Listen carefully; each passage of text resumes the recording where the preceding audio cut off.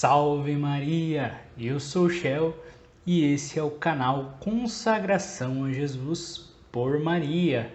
E no vídeo de hoje nós vamos falar de como nós, escravos de Maria, escravos de Nossa Senhora, podemos ajudar o povo da Ucrânia, ali em meio a essa guerra que se iniciou essa semana, a Rússia invadindo a Ucrânia, né? E para ter uma base disso, nós vamos nos apoiar no texto que está em Atos dos Apóstolos, no capítulo 12. Ali vai falar sobre a prisão de Pedro. Então vamos prestar atenção nessa leitura. Herodes mandou matar a espada Tiago, irmão de João, e vendo que isso agradava os judeus, mandou prender também a Pedro. Eram os dias dos pães sem fermento.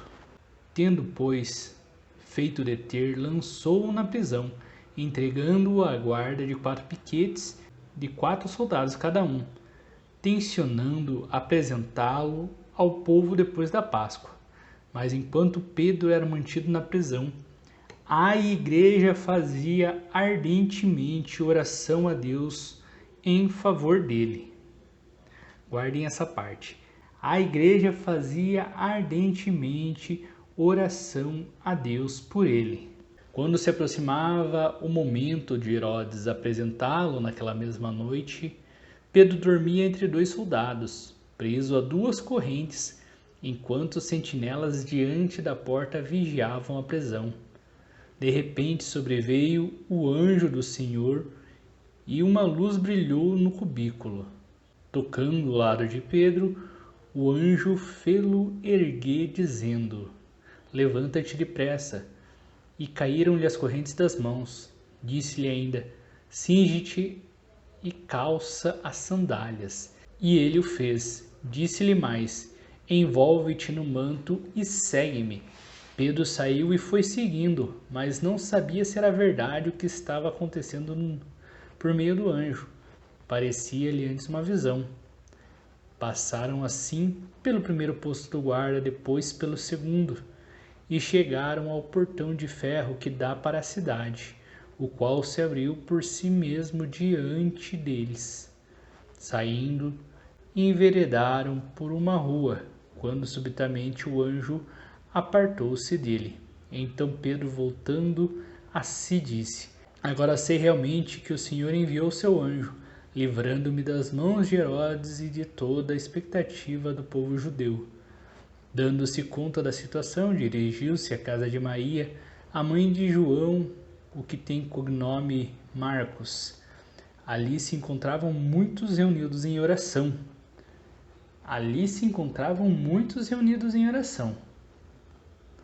Batendo ele ao postigo do portão, veio uma criada chamada Rode para ver quem era. Tendo reconhecido a voz de Pedro, ficou tão alegre que não lhe abriu. Ao invés, correndo para dentro, anunciou que Pedro estava ali diante do portão. Então disseram: "Está louca." Ela, porém, assegurava que era verdade. "Então é seu anjo", concluíram. Pedro, porém, continuava a bater. Afinal, abriram e, vendo, ficaram estupefatos. Ele, fazendo o sinal com a mão para que não falassem, narrou-lhes como o Senhor livrara da prisão e acrescentou: "Anunciai isto a Tiago e aos irmãos." Depois saiu e foi a outro lugar. Palavra do Senhor, graças a Deus. Nós vamos nos atentar principalmente aqui ao versículo 5, que vai nos dizer: "Mas enquanto Pedro era mantido na prisão, a igreja fazia ardente oração a Deus em favor dele." Vejam, meus irmãos, existem momentos em que as situações parecem ser impossíveis de ser resolvidas. Pedro estava lá preso na prisão com ali 4 grupos, com 4 soldados cada, ainda tinha um soldado que estava preso com ele, e ainda assim ele conseguiu escapar da prisão. Por quê? Porque a igreja estava reunida em oração por ele. E é nesse ponto que eu volto ao tema desse vídeo, né? O que podemos fazer para ajudar a Ucrânia? Nesse momento, que nós podemos fazer é uma oração ardente. Nós podemos rezar o Santo Rosário, nós podemos nos unir em oração na Santa Missa, nós podemos fazer jejum, podemos fazer sacrifícios para que isso seja levado em consideração por Deus, para que Ele tenha misericórdia desse povo. E nós, como escravos da Virgem Maria, temos a obrigação de entregar os méritos dessas orações, desses sacrifícios, desses jejuns nas mãos da Virgem Maria, para que ela use da melhor maneira possível. É claro que nós podemos pedir que ela use para esse fim, um fim que acabou abalando todo mundo. Ninguém esperava por uma guerra agora, ninguém esperava por essa invasão na Ucrânia, mas aconteceu. Nós temos que pedir então a Deus por meio da Virgem Maria, pelo povo da Ucrânia. Então vamos nos unir em oração, não apenas amanhã ou depois de amanhã, vamos nos unir em oração hoje, vamos nos unir em oração amanhã, vamos nos unir em oração depois de amanhã, e enquanto não acabar isso, a gente não vai parar de orar. Nós vamos rezar o Santo Terço todos os dias, pedindo pela paz no mundo, pedindo pela salvação das almas, pedindo pela conversão dos pecadores. Vamos colocar como intenção pela conversão do Putin lá da Rússia. Imagine que bênção se ele se converte e desiste dessa ideia maluca de uma guerra, né? Então vamos nos unir em oração ardente a Deus pela conversão dos pecadores, pelas almas dos envolvidos na guerra, quantos inocentes que estão sendo inclusive obrigados a participarem dessa guerra, quantos jovens que nem sabem o que estão fazendo e que estão lá para ou serem mortos ou para matarem. Já pensou nisso? Então vamos rezar por aqueles que estão na guerra, que nem têm tanta consciência do que estão fazendo. Que Deus tenha misericórdia dessas almas, que eles se convertam e busquem a Deus. Amém? E cabe a nós, até estava vendo num vídeo do Anderson Reis ali, né, que ele fala que a Ucrânia ela vai ter que carregar uma grande cruz, né, que a gente tem que se colocar como Simão Cireneu, que ajuda Jesus a carregar a cruz.